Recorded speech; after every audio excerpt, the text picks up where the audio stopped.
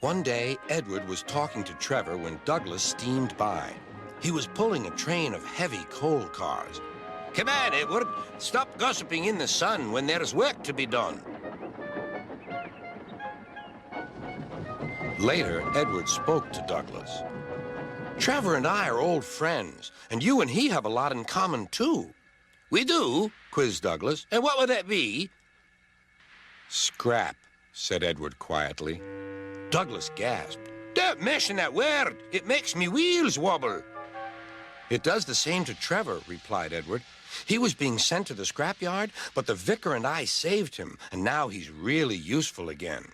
Even so, Sir Topham Hatt certainly does need another steam engine here." "Aye, he does, and quickly."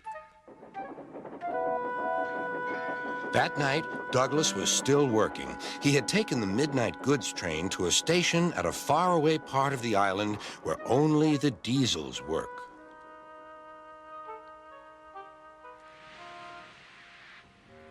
He was just shunting, ready for his return journey, when...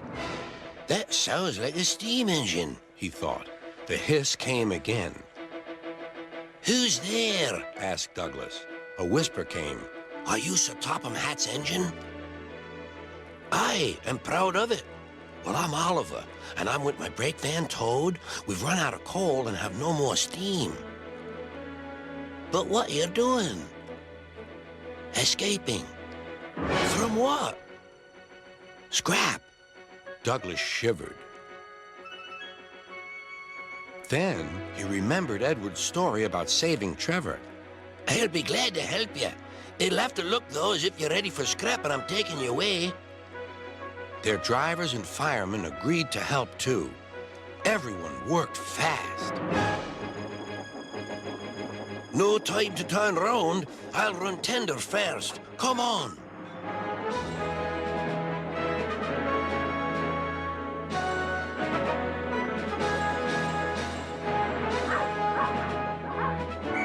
But before they could clear the station, they were stopped.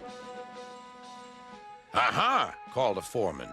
"A Great Western engine and a brake van, too. You can't take these." "Aye, but they're all for us," said Douglas's driver. "See for yourself." The foreman looked all over Oliver. "Seems in order. Right away, guard."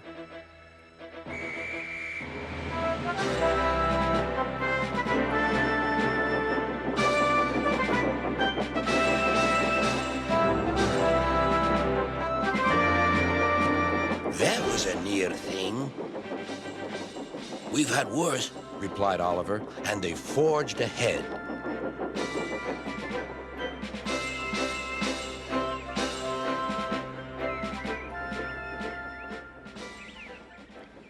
It was daylight when their journey ended. "We're home!" cried Douglas. "Shh!" said his driver. "There are the works. We'll find a place for Oliver." Oliver said goodbye and thank you, and Douglas puffed away. The next day, Douglas told the other engines all about Oliver. "Sir Topham Hatt will have to know," said James. "Douglas should tell him at once," added Gordon. "Well, here he is," said a voice. "Now, what's this all about?" "Beg pardon, sir, but we do need another engine." "Yes, sir," ventured Gordon. "A steam engine, sir." "Well, unless one is saved from scrap, there's little hope." "But, sir, one has." "Yes, indeed. And thanks to you, Douglas, he is now at our works. Oliver is just what we need for Duck's branch line." Everyone cheered.